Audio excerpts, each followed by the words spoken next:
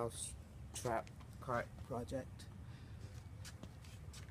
In the process of making this project, we realized there was a lot of physics involved, and we used physics to solve most of the problems that we encountered while making the project.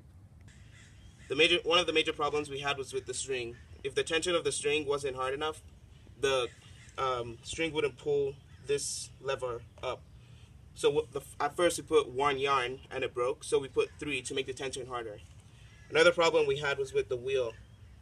If the wheel was too big, it wouldn't spin fast enough and it wouldn't go at the right distance.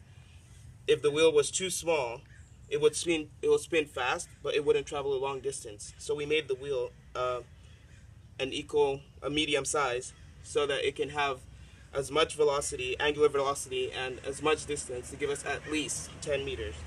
Another problem we encountered was with the weight.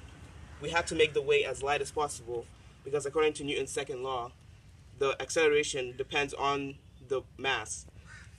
The force divided by the mass is equal to the acceleration. So we had to make the mass smaller so we can get as much force as we needed to make this accelerate in one direction as far as possible.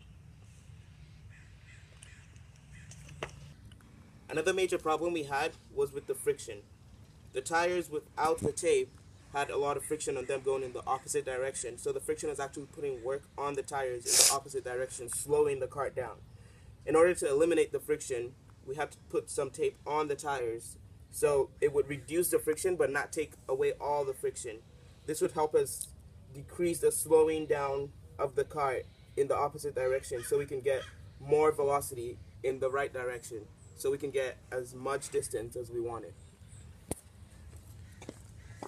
Get my time on my ride.